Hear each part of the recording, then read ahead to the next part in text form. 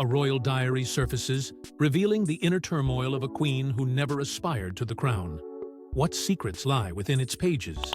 It began with a whisper, a leak so subtle that even the palace couldn't stop it in time. A private diary, said to belong to Queen Camilla, found its way into the hands of someone who didn't care about royal discretion. And in its pages, among careful handwriting and hidden emotions, one line echoed louder than the rest. "I was never meant to be queen." 6 words, yet they cut through the glittering image of royalty like a dagger. The media exploded. Headlines screamed betrayal.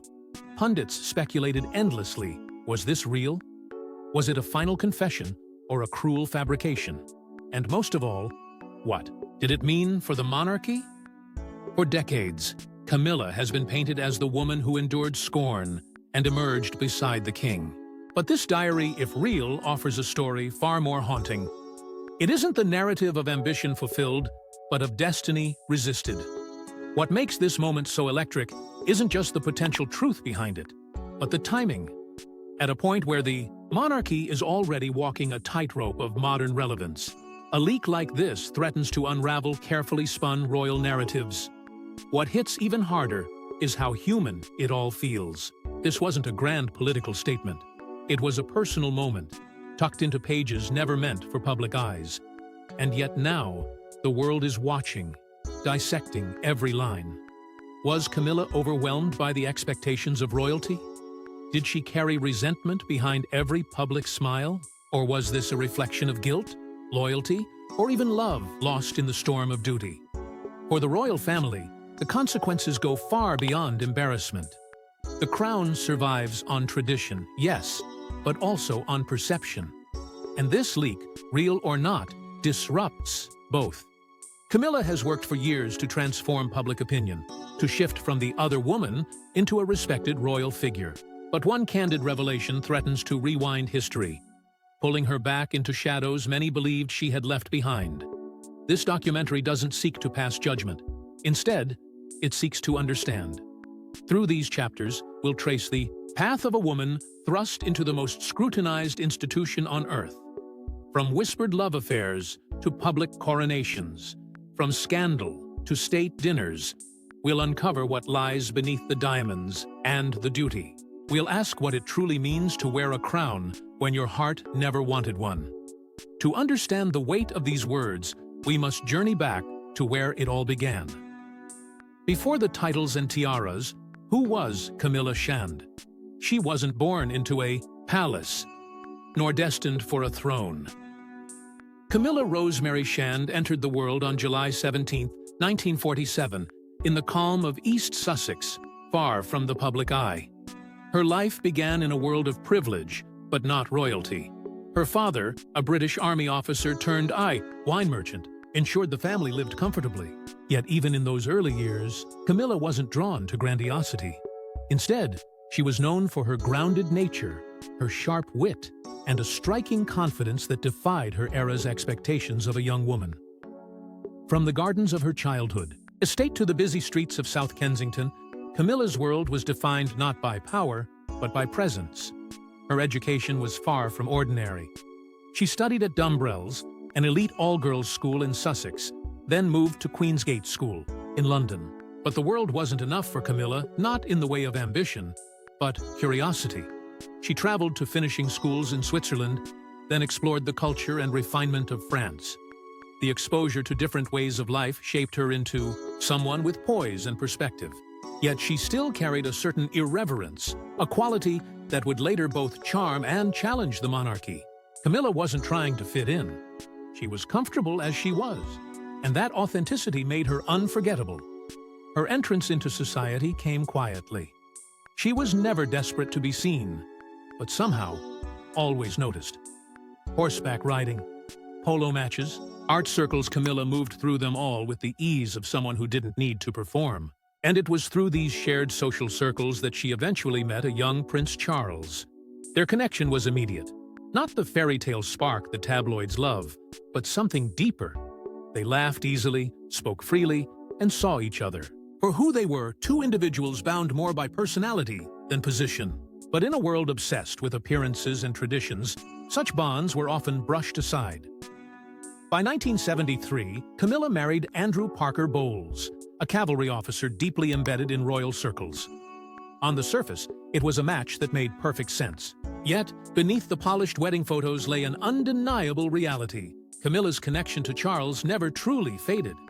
Their paths had diverged, but the emotional threads between them remained tightly wound. She built a family, became a mother, and lived a life the public would label as respectable. But even then, the media couldn't resist speculating. Camilla was portrayed either as the elegant socialite or the background whisperer, rarely the full human she was. What few understood at the time was that the foundation of her bond with Charles had never crumbled. It simply went underground, waiting. While the world saw her as a footnote in royal history behind closed doors, she was something far more significant: a confidant, a constant, a challenge to tradition. Her early life wasn't a preparation for the throne, but it shaped a woman who could one day stand beside it, quietly prepared for storms few could see coming. As their paths intertwined, a complex royal romance unfolded, a love story that defied royal conventions and ignited public controversy. What began as a quiet connection between two young souls had, by the 1980s, become a storm the monarchy couldn't contain. Though both Camilla and Charles had gone their separate ways, she with Andrew Parker Bowles, he with Princess Diana, their emotional tether had never been severed. Behind palace gates, their relationship quietly rekindled. Not with fanfare or romance, novels, but through letters, late-night phone calls, and a familiarity that made the rest of the royal world feel foreign. And when the cracks in Charles and Diana's marriage became public, whispers turned into undeniable truths. Camilla was no longer a secret. She was the center of a scandal that threatened to unravel the crown itself. Then came Camilla-gate. A single, grainy tape recording, allegedly leaked from a private call between Charles and Camilla, exposed their most intimate conversations to a ravenous press. The British public was stunned. Headlines branded her as the ultimate homewrecker. Radio hosts mocked her. Tabloids tore her apart. Suddenly, Camilla became one of the most hated women in Britain, not for committing a crime, but for loving the future king. It didn't matter that the royal marriage had already begun to decay. It didn't matter that Charles and Diana were barely speaking by that point.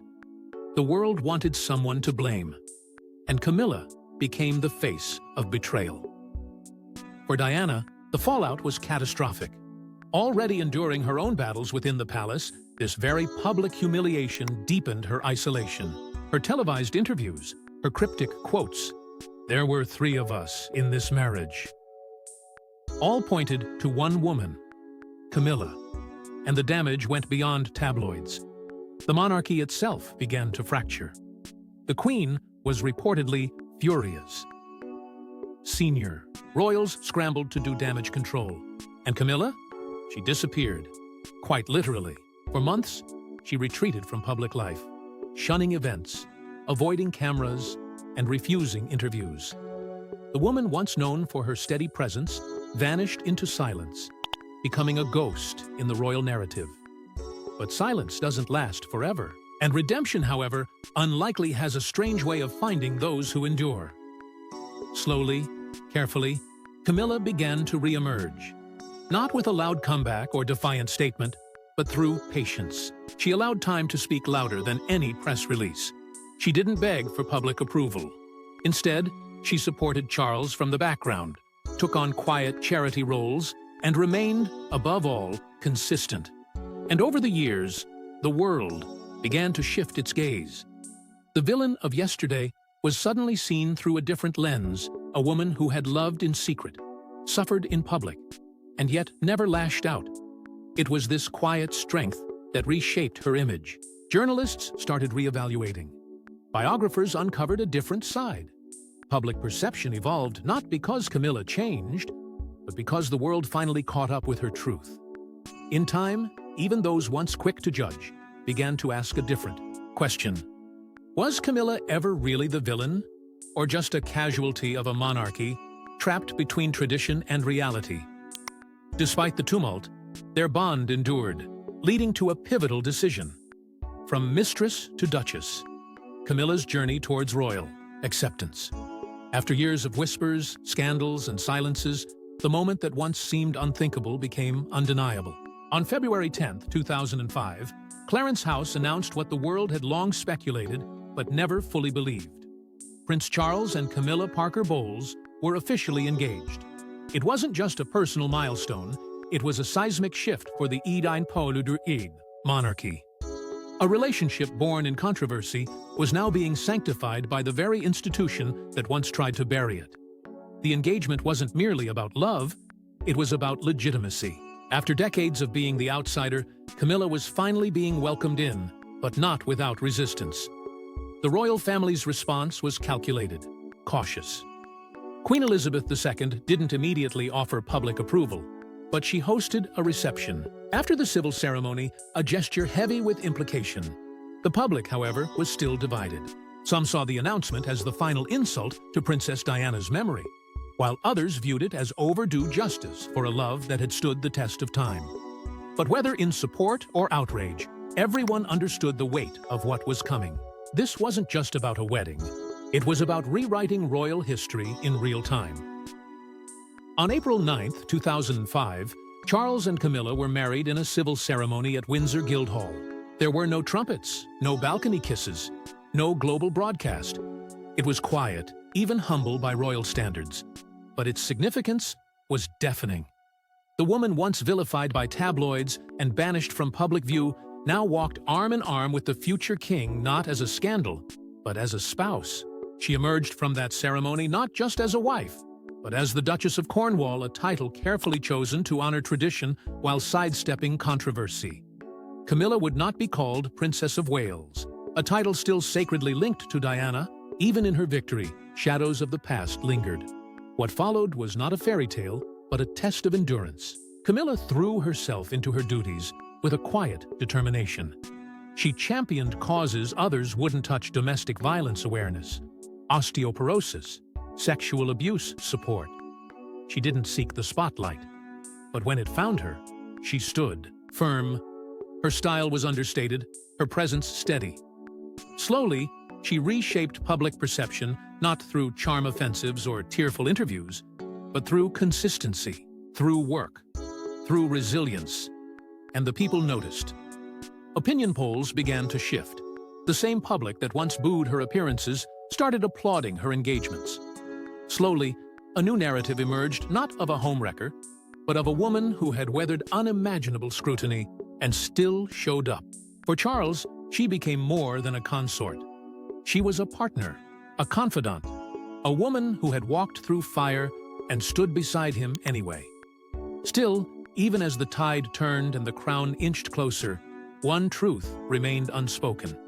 Camilla may have been accepted by the public and embraced by the institution, but was she ever truly at peace with the role she'd stepped into? Yet, behind the regal facade, personal doubts lingered.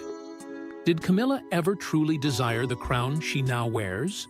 Behind the diamond-studded headpieces and carefully curated royal appearances lies a truth that has long eluded the public. Camilla never wanted any of it. Not the tiaras, not the titles, and certainly not the relentless spotlight. While the IE world saw a woman rising through royal ranks, those closest to her saw something else entirely: hesitation, burden, and a quiet yearning for the life she left behind. Royal biographers, pouring through years of quiet gestures and muffled words, have hinted again and again that Camilla's journey was never about ambition. It was about survival, about staying beside the man she loved, even when it meant sacrificing her peace. Those who've studied her closely describe a woman deeply aware of her position, but never fully at ease within it. One biographer noted that Camilla often kept her schedule deliberately light, not from laziness, but to protect her mental health. Others recall her expressing discomfort with the very nature of royal life: the stiffness, the scripted conversations, the endless etiquette. She wasn't a woman who chased the spotlight, she endured it. Even now, in private moments among trusted aides, she has reportedly referred to the palace as a golden cage. A beautiful prison she walked into with open eyes, not out of desire, but out of devotion. And that devotion came at a steep cost. The emotional toll of public life was heavier than the crown itself. For years, Camilla became the national punching bag. Every appearance was scrutinized, every word dissected, every smile questioned.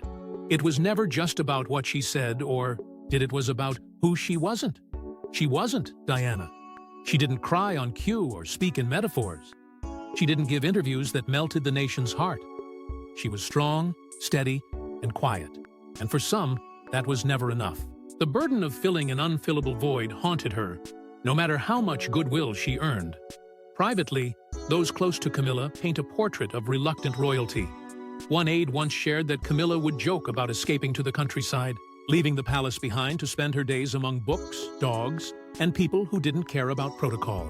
Another longtime friend claimed that Camilla, even in her most public moments, looked like someone playing a part she never auditioned for. And when the diary leak surfaced allegedly containing the line, "I was never meant to be queen," those who knew her best weren't shocked. If anything, they believed it. Not as a dramatic confession, but as a quiet truth finally finding the air it was always denied. Because Camilla's story isn't one of ambition rewarded, but of love complicated by duty. She never chased crowns or power. She chased peace. And, in the irony of fate, the very thing she ran from became the symbol of her identity. That diary, whether real or fabricated, cut deeper because it sounded authentic.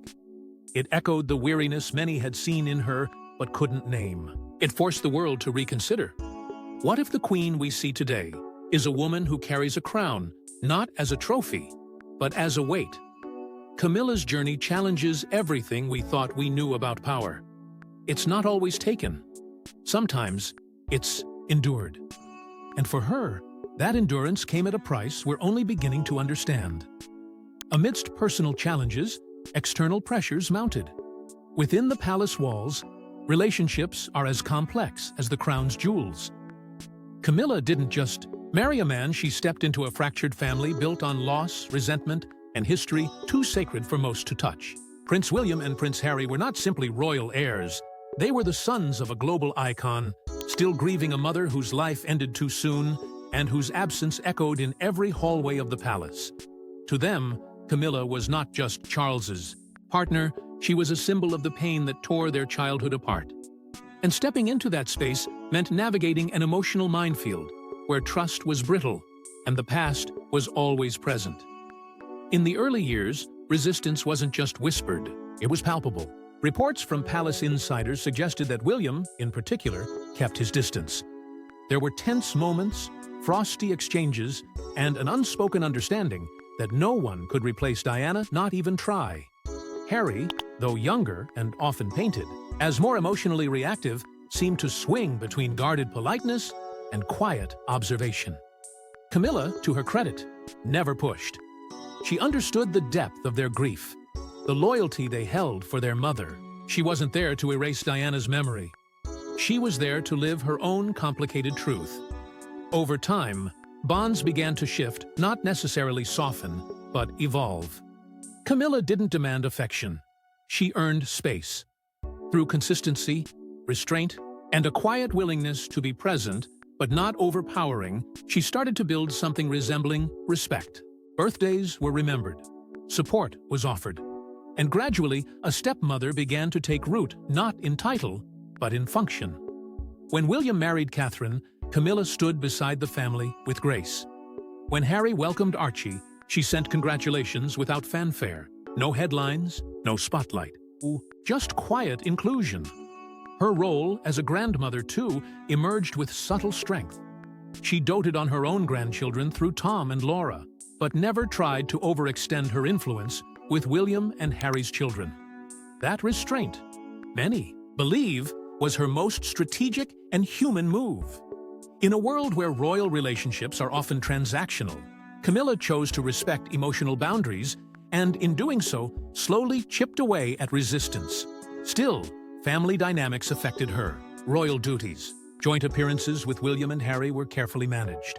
Public displays of unity were rare, and, when they did occur, often stiff. Behind the scenes, aides worked tirelessly to present harmony even when tensions simmered. And the public? They watched every interaction like hawks. Every smile, glance, and moment was dissected to determine where Camilla truly stood. Over the years, as time dulled the sharpest edges of grief, the royal family evolved. Acceptance came not through declarations, but endurance. Camilla didn't win the boys over. She waited. And sometimes, waiting is its own kind of love. Beyond the family, the court of public opinion held its own judgments. Once the subject of scorn, now a symbol of resilience. Camilla's public journey. There was a time when her name alone stirred outrage. The tabloids had painted her as the villain of a fairy tale gone wrong, the woman who stood in the shadow of a beloved princess. She was mocked, ridiculed, and relentlessly hounded by headlines that declared her unworthy of the royal stage. But what the media underestimated was time and Camilla's unshakable ability to weather storms without flinching. Over the years, that same woman once booed in the streets began to slowly, deliberately reintroduce herself to the world, not with grand speeches or dramatic displays, but through quiet, undeniable acts of purpose. Her transformation didn't start with titles. It started with action. Camilla turned her focus towards some of society's darkest corners, areas even the most celebrated royals avoided. She became a fierce advocate against domestic violence, openly standing with survivors and using her platform to bring light to their stories. She campaigned for literacy, for the elderly, for women's health, causes often overlooked in royal press releases, but deeply rooted in human struggle. And with each engagement, each headline that focused not on her past, but on her purpose, the public began to shift. The woman once blamed for Diana's heartbreak was now earning respect for her own heart. Recognition followed. Not just from the institutions that once kept her at arm's length, but from the country itself. Honors were bestowed. Public appearances drew applause instead of protest. A new generation began to see Camilla not as the homewrecker of tabloid fiction, but as a steady figure within an ever-evolving monarchy. Strategic public relations played its part, of course. Clarence House carefully rebranded her image, offering glimpses of her humor, humility, and humanity. But no spin doctor could manufacture consistency, and that was Camilla's true weapon. She showed up. Again and again, no matter the whispers, no matter the comparisons. Today, her place within the British monarchy is no longer in question. She is Queen Consort. Not by force, but by survival, by patience, by a strange kind of grace forged in fire. In the Commonwealth, she's viewed with a complex respect, never adored like Diana, perhaps, but quietly acknowledged as someone who earned her place the hard way. Her resilience didn't just redefine her legacy, it reframed how we think about redemption in the royal family. Yet, as the crown was placed, questions remained about her true sentiments. A historic coronation marked by tradition, adaptation, and personal significance, May 6, 2023, was not just another page in the monarchy's long history, it was a turning point. King Charles III ascended to the throne, but standing beside him, adorned in ivory and gold, was Camilla, no longer the outsider, no longer just the consort. She was now queen. It was a title many once swore she would never earn.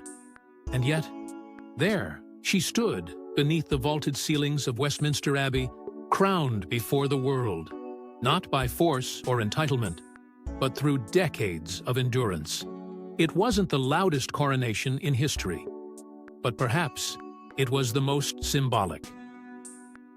Camilla's crown, originally belonging to Queen Mary, had been subtly altered for the occasion. The Koh-i-Noor diamond, once the centerpiece, was removed to avoid stirring colonial wounds.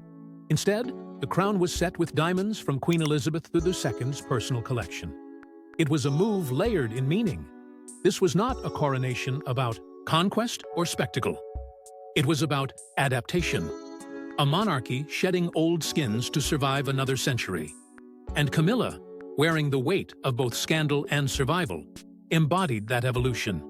She was never the people's princess, but in this moment, she had become something more enduring, an emblem of resilience. The ceremony itself was a balancing act between centuries-old tradition and the demands of a modern Britain. Fewer guests, diverse faith representatives. Emphasis on unity, not superiority. And though Charles was the focal point, every camera, every commentator turned toward Camilla, her expressions, her posture, the final acknowledgement that this woman, once vilified, now held one of the highest titles in the land. For many watching around the world, it was surreal.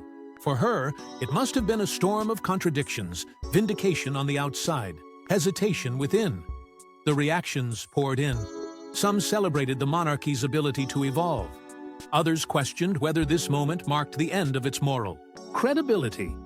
In the Commonwealth, emotions were even more complicated. Former colonies, grappling with the legacy of empire, viewed the coronation through a fractured lens. But regardless of public opinion, the reality was undeniable. Camilla was no longer merely in the royal family, she was leading it. This was the culmination of a journey that spanned over 5 decades. A journey not carved through fairy tales, but forged through fire. Camilla did not rise through affection. She rose through persistence. And as the crown was gently lowered onto her head, history didn't just remember the moment. It remembered everything that came before it. Every scar, every headline, every silence. As the ceremony concluded, the echoes of her past whispered louder than ever. In embracing a role she never sought, Camilla's story challenges our notions of destiny and duty. Hers was never a path paved in gold. It was a road forged in fire, paved with controversy, silence, and sacrifice. From being branded the villain of a royal fairy tale to standing beside a king as his queen, Camilla's transformation is not just improbable, it's astonishing.